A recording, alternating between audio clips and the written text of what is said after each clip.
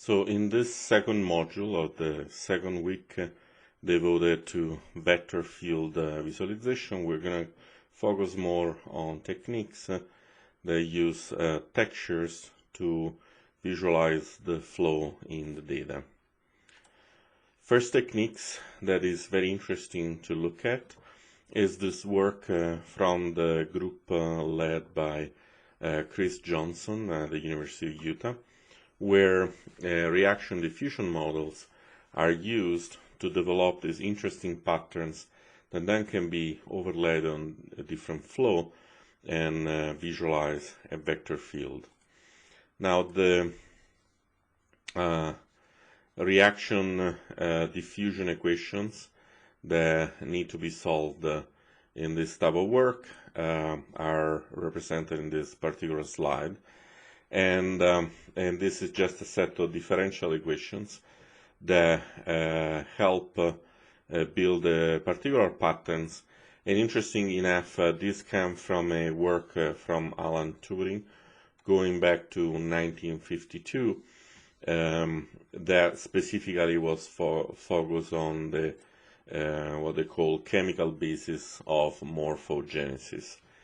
Effectively, there was already the vision that how these equations would yield this type of patterns, and only recently this has been taken advantage of from the perspective of scientific visualization. In particular, you see the pattern here on the bottom left, how that generates structures that actually can be found in nature. So the top left and top middle patterns are actually images from the second of the two papers from Alan Sanderson, Mike Kirby, and Chris Johnson, and Li Yang, where you see clearly how those patterns can be found on the skin of animals. So here the pattern on the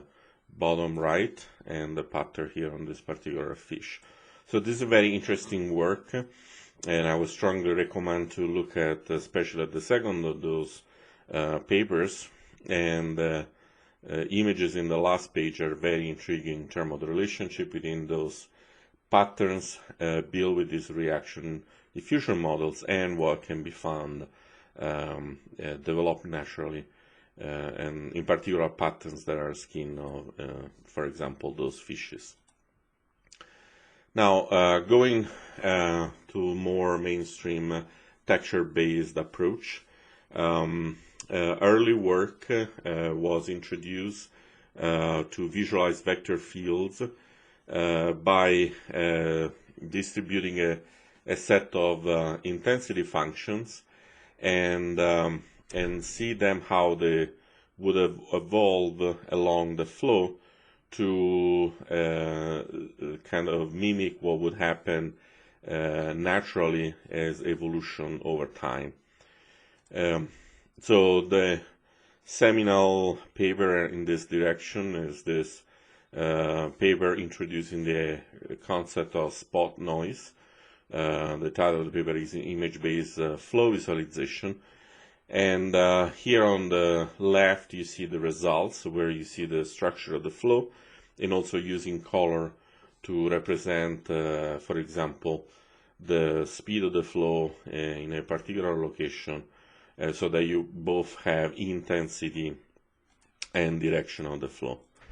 In this brief video, this is actually captured from the demo that you can find on the web from the link above, and here shows interactively how one can modify the flow and then use this technique to visualize on the fly how things evolve over time. A technique that has become really prevalent is the work from Brian Cabral, and goes under the name of line integral convolution, where it's using kind of noise textures to visualize the flow over time. So let's see in particular the type of results that you will get from this particular technique. So here on the bottom left you see a typical two-dimensional vector field. Also two examples here on the car and here on the teapot. You would see the flow represented on an embedded surface, and interesting also a 3D version where with sufficient transparency we actually have the technique applied in 3D and without excessive occlusion visualize a three-dimensional flow. The idea is actually surprisingly simple, is to create a texture made of effectively noise, for example white noise, and then use that texture as a starting point to evolve and effectively smear this noise along the direction of the flow. This can be done in a very simple and effective way, and can give you, as you see on the bottom right, very interesting and visually appealing results. So here is kind of visually how this would work. You will have your input vector field. Here actually we have also color attached to the various vector representing the field itself. You need a convolution operator. We can look at that in a moment. And then you're just noise, or white noise in this case, texture that is the starting point. As we use the convolution operator to advec along the noise and apply effectively the vectors, you will get a result like this that you see on the right. That is the leak image, and you see how nicely that shows the evolution of the flow. It gives you a general idea of the flow. For example, here you cannot really tell whether it's a perfectly circular flow or if it's slightly evolving as a spiral. But that's not what this technique is meant to do. It's not meant to be necessarily very precise, but it really gives a good overview of the direction of the structures in the data. Now, the convolution operator is kind of one of the key aspects. Now, again, visually, we'll see that more formally later. You can think about having your vector in a particular location, let's say on a particular pixel.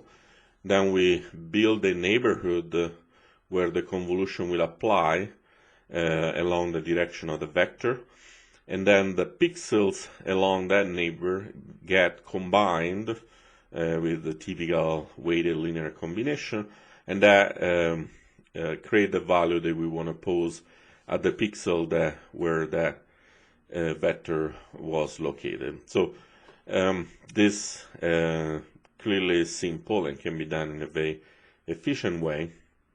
A little bit more formally, we think of this as looking at the computation of a pixel I x0 y0 as this particular integral, and the kernel of the integral typically is not a uniform combination of the value, but has a high weights in the middle and increasingly lower weights as you go away from the starting pixel, both back and forth. And it's important to have it with finite support so that the computation works well in practice. Again, from a visual perspective, so we have the white noise, the integral here with the kernel of the integral and the vector field. And so this white noise combined with the direction of the vector will give you this particular structure, this image that we use for visualization, visualizing the results. Now, as an integral, and that has to be computed in practice, that gets discretized as a weighted sum of value. And so the particular value in a pixel is the weighted sum of the intensity of the pixels in the relative neighborhood. And this gets normalized by the sum of the weights so that you don't have an amplification or the dampening of the values, the overall, in a way, the energy of the system remain preserved, and the visualization basically sustained over time. So if we think about how this works in practice, and for example, what is the effect of using a different length of the filter in the visualization. Look here on the bottom left, we have this value, and now for a fairly long filter of 100 pixels, we can get this fairly high quality visualization. The striping is very sharp, but of course it's fairly expensive. One can reduce the number of pixels involved in the filter. You see, going back and forth, how the quality start going down, 25, farther down, you see how nice striping it gets kind of broken up. Then with only 10 elements, we can still see kind of the structure of the field, but then if we go down to 1, we just get this kind of structure that does not really represent the field anymore. And so this is one of the parameters that one has to play with.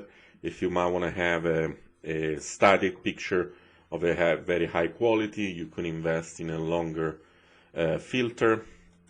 If you have to have an interactive system, then you could do something cheaper and faster. Anyway, this is one of the strengths of the method, that you have a very simple parameter that lets you modulate how you want to visualize the data.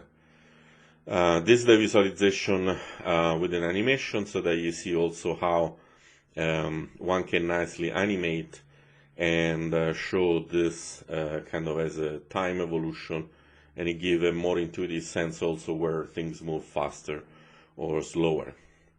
Now we can compare the results with what you would get with streamlines, and I think this is very interesting. We can kind of tell strengths and weaknesses of the two techniques. Rarely one is just always superior to the other. For example, if you look at this area compared to the corresponding one using streamlines or short streamline, you see how Leak has the nice property of adapting intrinsically to the distribution of structures in the data, while when you have streamlines, you can have this over clustering of lines that creates kind of occlusion effectively. So even if it's in 2D, occlusion in the sense that things overlap and you lose a sense of the flow direction. So we have seen already techniques that deal with the problem of spacing properly through the data, but in the case of Leak, that's actually intrinsically resolved, and so you don't have to deal with that problem in an explicit way. So here we see more examples where also we can have additional color coding added on top. So here, for example, is an area of faster evolution of the flow. Here is kind of a slower area. And again, even with a static picture, that can be properly highlighted and visualized. More example of using color to visualize a vector field, and then property on top to combine the message in multiple ways. And advection of a die actually can be used to kind of mimic timelines. So here if you deposit some die and advect it over time, so here you see also kind of in a 3D space, you can see how in subsequent iteration one can see that front moving in different ways. And so it gives you an appreciation, for example, potentially of speed if you show this as an animation. And in a way, just the structure of the field is being evolved. So in this visualization, we see how, for example, on the right, the advection of a little bit of a dye shows much more intuitively the speed and strength of the data, even if we have maybe more occlusion of the interior. And so, again, it's not to claim that one approach is better to the other, but when you explore a data set, you want to take into account all these possible variations.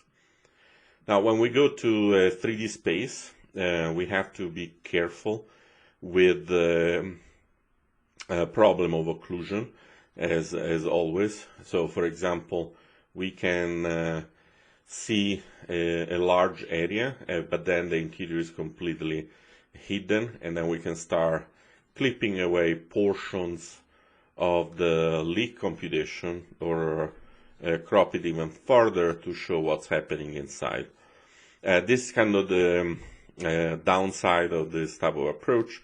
When you do streamlines in 3D, maybe you show few of them, but unless you have too many, they can still show what's happening behind pretty reasonably, while the leak intrinsically tend to fill the space, and so the occlusion problem becomes very important. Obviously, this can be applied to unsteady vector fields, and then that can be used on many different data sets. And for an unsteady vector field, it's very important to use something like GPU acceleration to get things fast. And given that that's really a technique applied on an image, one can use GPU acceleration very well, because, for example, if you have a surface with a flow on top, that can be decomposed in a bunch of texture maps that you see on the right. And now you apply the technique on all those texture maps as flat images and then wrap them back in 3D space.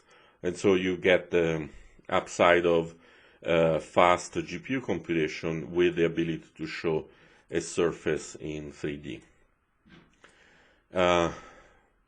More examples of dye advection along surfaces in the case of this kind of a classical graphics rabbit dataset.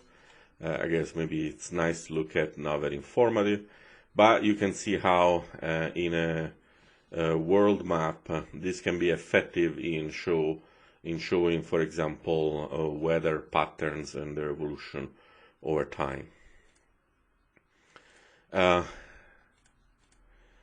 In 3D, here we can get a first sense of using illumination to highlight better the structure. We'll talk a little bit more about illumination later, also for line themselves. But as I said before regarding the occlusion problem, really you can think about the noise texture as the background of the noise being transparent, and the density of the noise is really the regions that you want to visualize. And so here, if you have a high density in the noise, you also have high occlusion, and or you can have a very sparse noise, and then things become sufficiently transparent. So again, you have a very simple knob to dial up and down the transparency in the data by modulating just the density of the noise in the initial image at the core of the technique. When we go to building also glyphs in 2D and 3D, one can start with a trivial idea that one could just draw arrows in the direction of the input vectors. Obviously, this kind of give a very poor quality result, but has the proper information present in the data. And so then you can start thinking of evolving more into the arrows can have directions, and then like thickness that can have represent, for example, the magnitude, or that could be also the length, and so on. We can have multiple parameters mapped on the arrows. And then think about how, when you start having them just stuck on the corners of the quads in a grid, how they can be distributed in space so that one can have an effective visualization with this type of very simple glyphs, and still one can overlay colors, and here you have a stronger vector field with larger glyphs, smaller one that still show the structure evolving over time but represent a lower intensity and of the flow.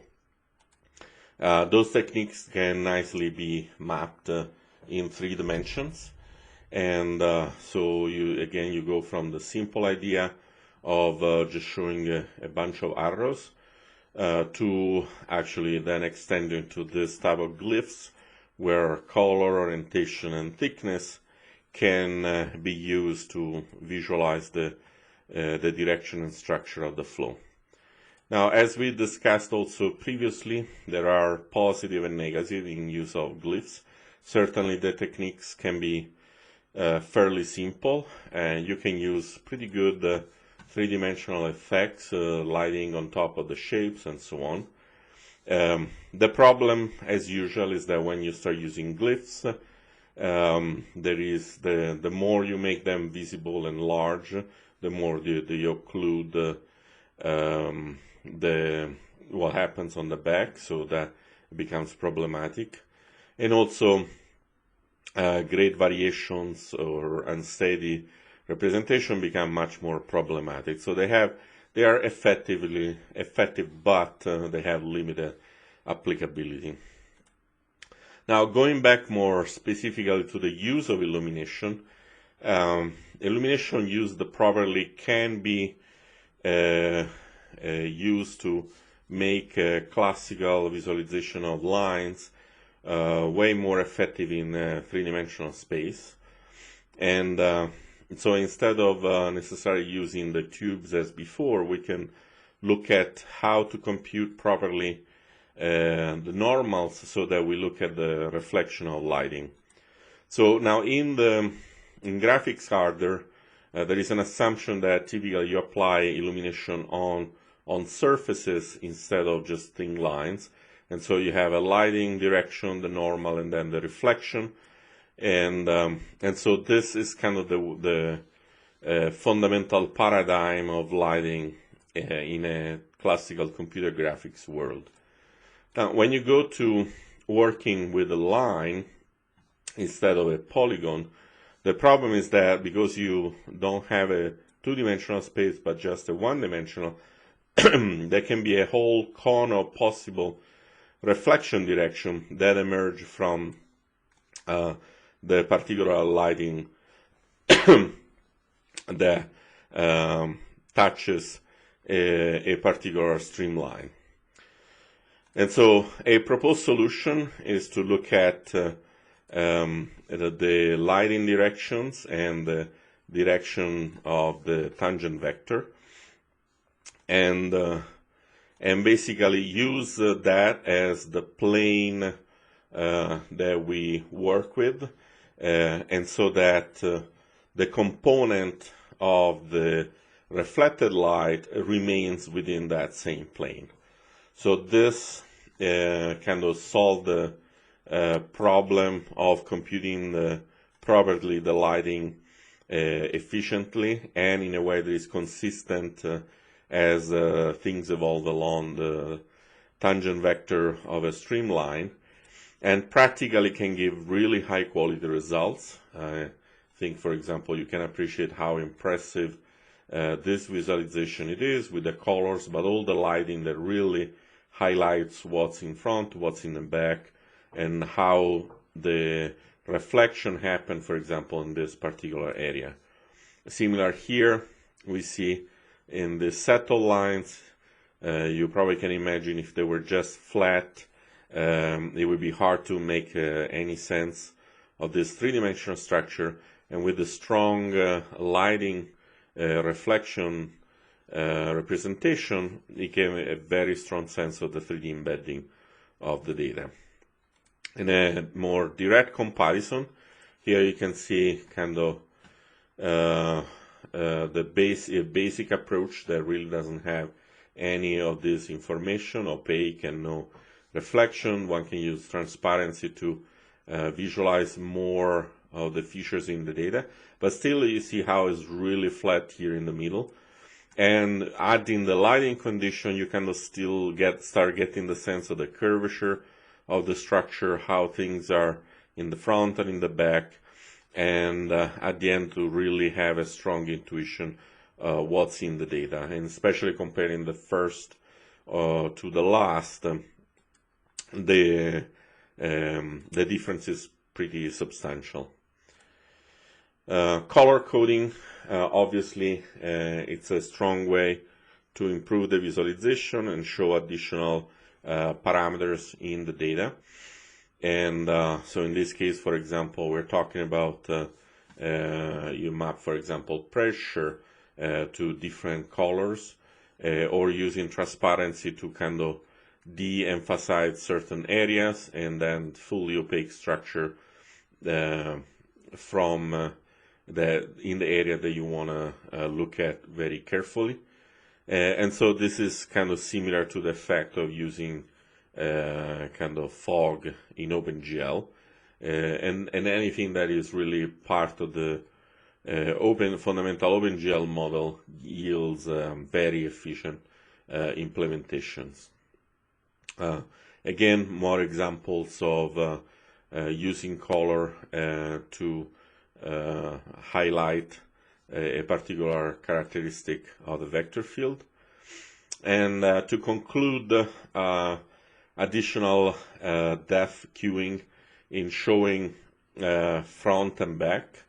And so halos is one particular way to turn a completely flat representation that you see here on the left of these three lines. In a simple symbolic way, you can see how they break from each other, and that gives a sense, okay, this line is in front of the transversal one in this direction, but behind the third line. The third line is in front on this part, and then behind the second one. And so here, for example, we have this kind of complex cyclical ordering. So it's not a total order. A is in front of B, B is in front of C, C is in front of A. And it's nicely highlighted, while on the left we will have no information regarding that. How is this helpful? We can see on a real data set. This is for a brain data set. Here on the left, we know halo information. We have a fairly flat representation. Things are really mingled together and hard to visualize effectively. On the right, we see the same data set, and I hope you can appreciate how the structure are nicely separated, and you can see everything in detail. Obviously, occlusion remains a problem, but for the things you can see, the visualization is very effective and compelling. And so this is all for this module, and we'll follow up with more regarding the topology of vector fields. Thank you.